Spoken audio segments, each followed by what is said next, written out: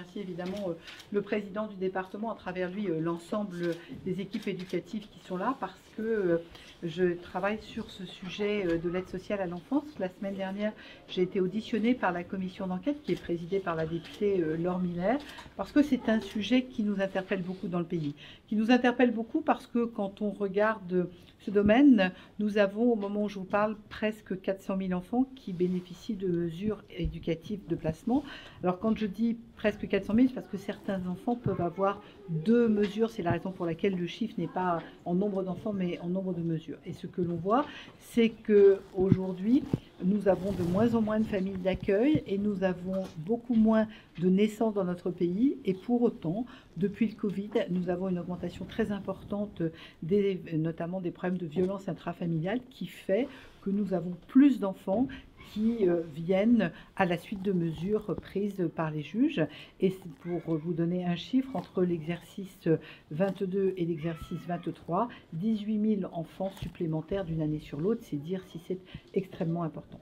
On sait aussi que c'est probablement une politique publique qui n'a jamais été très normée, très organisée, parce que c'est une politique publique qui en fait est l'héritière du siècle dernier de ce qu'on appelait la charité, et elle n'a commencé à être codifiée que dans les années 50 avec finalement la codification de ce qui existait, et je rends hommage à toutes celles et tous ceux qui se sont engagés. Mais on voit bien qu'aujourd'hui, les enfants qui arrivent sont des enfants encore plus cabossés par ce qu'ils ont vécu que probablement celles et ceux qui les ont précédés. Et donc nous avons besoin de travailler avec l'ensemble des départements, avec les éducateurs.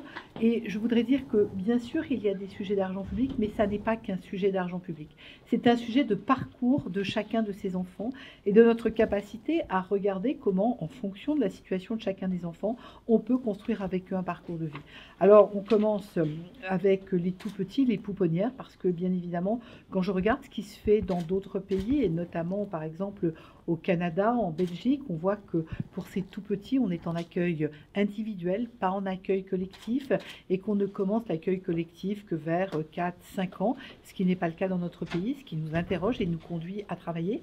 On a ensuite des sujets de normes d'encadrement, et en disant cela, je voudrais vraiment, et je viens de rencontrer des éducateurs qui étaient aux côtés des enfants, qui les aidaient à faire leurs devoirs, et il faut se rendre compte que je viens de voir par exemple un éducateur avec 2 enfants, l'un apprenait à lire, l'autre faisait un devoir d'anglais de 5e. C'est dire l'engagement de ces professionnels, et on a besoin de travailler ces parcours, parce que quand on regarde aujourd'hui l'évolution, on se rend compte que par exemple les gens à la rue, 1 sur 4 est originaire de l'aide sociale à l'enfance. Ce qui veut dire que nous ne sommes pas collectivement au rendez-vous et que nous devons faire mieux. Et c'est la raison pour laquelle je travaille actuellement sur différentes mesures d'encadrement, d'accompagnement, en lien avec les départements, parce que c'est une compétence qui est portée par les départements. Et je rappelle que pour les départements, c'est un investissement de plus de 10 milliards d'euros. C'est dire si c'est un investissement extrêmement important. Nous avons en parallèle un phénomène nouveau qui nous interpelle également, qui est celui de l'accueil des mineurs non accompagnés, qui sont des mesures qui font qu'en urgence, un mineur arrive et qu'on doit évidemment l'accueillir, parce qu'on ne peut pas laisser un mineur à la rue. On évalue sa situation et ensuite il reste dans le foyer où il part selon la situation. Et là, les jeunes que j'ai rencontrés avaient 13 ans, 14 ans, l'un arrivé du Mali, l'autre arrivé de Guinée, enfin en tout cas c'est ce qu'ils m'ont dit. Donc vous voyez, il y a là aussi une nécessité à trouver des réponses, à trouver des solutions. Donc c'est un dossier que nous allons prendre à bras-le-corps, parce qu'il a vraiment besoin d'être totalement réorganisé.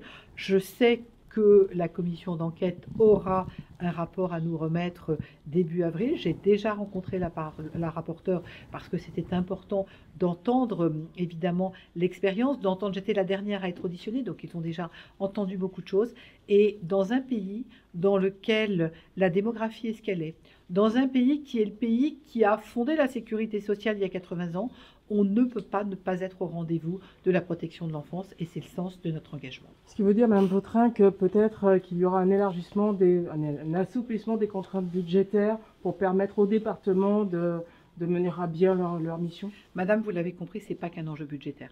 C'est bien sûr un sujet, mais ce n'est pas le seul. C'est aussi un enjeu sur notre capacité à nous inscrire sur les parcours de ces enfants, à accompagner. Ça veut dire qu'il y a aussi des enjeux de pédopsychiatrie. C'est un enjeu très important. Beaucoup d'enfants cabossés ont des conséquences pédopsychiatriques très importantes. Il y a déjà des réponses. Je suis allée par exemple en région parisienne où j'ai rencontré des enfants qui étaient avec un pédopsychiatre, 6 dans une maison, parce que leur état de santé nécessite un accompagnement aussi important. J'ai vu 2 maisons, 12 enfants, 35 équivalents temps plein. Donc vous voyez la nécessité d'accompagner. J'ai aussi vu ce qui se faisait dans des villages enfants. Donc il n'y a pas une solution, il y a des solutions. Oui, mais ce ne sera pas du 1 pour 1 de toute façon. C'est impensable de faire du 1 pour 1. Par contre, il y a évidemment des réflexions. Regardez les familles d'accueil. Pourquoi est-ce qu'on n'a plus de familles d'accueil? Il y a incontestablement des choses à faire. 2 idées tout de suite. La première, permettre à une personne qui a une famille d'accueil de travailler. Parce que dans une famille, les parents vont bosser, les enfants vont à l'école et le soir ils rentrent. Eh bien, pourquoi est-ce qu'on ne peut pas faire ça avec les familles d'accueil? Deuxième élément pour les familles d'accueil, du répit, c'est-à-dire avoir la capacité d'une organisation qui fait que, effectivement, la famille d'accueil, à certains moments, elle est en répit, elle est en week-end comme tout le monde. Vous voyez des choses, vous remarquez qu'il y a, oui, du financier, mais il y a de l'organisation. Et en disant ça, c'est une invitation à ce qu'on travaille ensemble. Personne ne détient la vérité. C'est intéressant de mesurer le travail des parlementaires parce qu'ils ont fait beaucoup d'auditions. C'est très important d'entendre les départements parce qu'ils sont à la manœuvre. Et bien évidemment, l'ensemble des personnels. Je salue évidemment le directeur et toutes ses équipes parce que vous savez, on est dans les métiers du soin. Les métiers du soin, ce sont des métiers de l'engagement. Est-ce que vous avez d'autres exemples justement de pistes de solutions?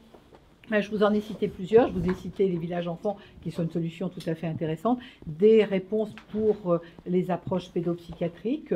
Je pense que nous avons besoin de renforcer cette approche-là, y compris avec des bilans pour chacun des enfants accueillis, parce que ça permet aussi de s'engager vers un parcours de vie. Notre responsabilité, c'est leur parcours de vie. Et c'est finalement l'État parent, et l'État parent veut le meilleur pour ses enfants. Merci beaucoup.